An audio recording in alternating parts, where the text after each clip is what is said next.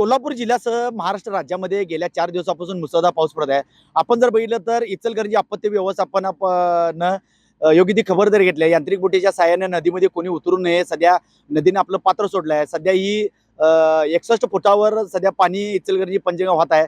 धोका पातळी 68 आहे तर इशारा पातळी 71 आहे. आपण जर बघितलं तर पंचगंगेचं रुद्र अवतार जर बघितलं तर आता शेतामध्ये पाणी पात्र सोडून बाहेर गेलेलं आहे. जर असाच जर पाऊस जर राहिला तर नागरी वस्तीत पाणी घुसण्याची शक्यता वर्तवली जाते तज्ञांकडून.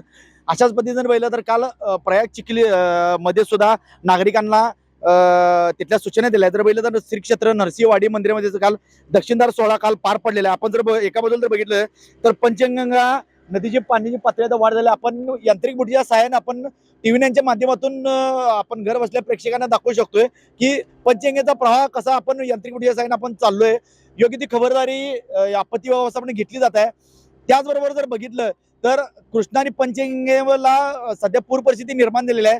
कृष्णेचं जे काठावर आणि कृष्णा आणि पंचगंगा संगमावर असणार नरसिंहवाडी मंदिर पूर्ण पाण्याखाली. आपण जर बघितलं तर इचलकरंजी आपत्ती व्यवस्थापन आपले संजय कांबळे प्रमुख दरवर्षी आपल्याला टीव्हीच्या माध्यमातून तुम्ही घर बसल्या हे अविस्मरणीय क्षण दाखवते की यांत्रिक बोटीच्या सहाय्यानं कसा पंचगंगेचा प्रवाह असतो. काय सांगाल आणि काय जोडले? गेले 2 ते 3 दिवस झालं भयानक मोठ्या प्रमाणात पाऊस पडल्यामुळे इचलकरंजी पंचगंगा नदीला पुराचं स्वरूप आलेलं आहे. त्यामुळे आम्ही जुना पूल जो आहे वाहतुकीला कोणताही अनुचित प्रकार घडू नये म्हणून आम्ही लहान पूल बंद केलेला आहे आणि त्यासाठी पर्याय पूल म्हणून वरच्या पुलावरून वाहतूक चालू केलेली आहे. त्याच पद्धतीनं आज जर पाण्याची पातळी बघितली तर 61 फुटावर आहे आणि असंच जर पाणी वाढत राहिलं आणि नागरिक वस्तीत जाण्यात तर आम्ही महापालिकेच्या वतीनं जवळजवळ 42 छावण्या स्थलांतरित नागरिकांसाठी आम्ही तयार करण्यात आलेले आहेत. त्या ठिकाणी सर्व सोय चहा पाणी नाश्ता जेवण आणि त्यावर असणारे अधिकारी कर्मचारी यांची सर्वांची नियुक्त करण्यात आलेली आहे. त्याच पद्धतीने जनावरांची छावण्या त्यांचा चारा त्यांची व्यवस्था करण्यात आलेली आहे. पण इचलकरंजी शहरातल्या नागरिकांना एक आवाहन करतो की कोणत्याही अफवावर विश्वास ठेवू नका. कुणी काय सांगितलं पाणी शिरलं असं म्हणू नका. प्रशासनाने ज्या त्या वेळेला योग्य सूचना देतील त्यावेळेला तुमचं योग्य वेळेला स्थलांतर करण्यात येईल. त्यामुळे अफवावर विश्वास ठेवू नका आणि पूर पाण्यासाठी म्हणून जे इथं गर्दी करता नदीवरून ते करू नका व सेल्फी काढून अनेक अशा दुर्घटना घडल्यात. त्याही होऊ नये. तेही आपला जीव लाख मोलाचा आहे.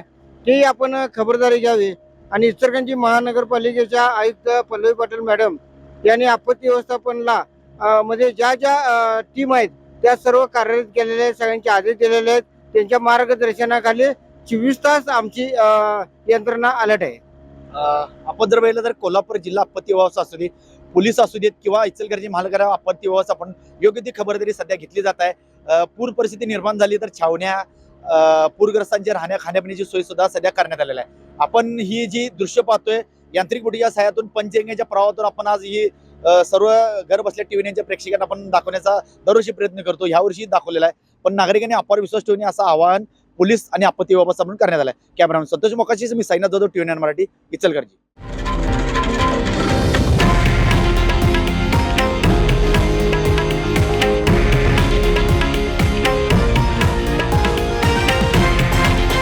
हे आहे देशातील नंबर 1 न्यूज नेटवर्क आणि आपण पाहत आहात TV9 मराठी, एकमेव.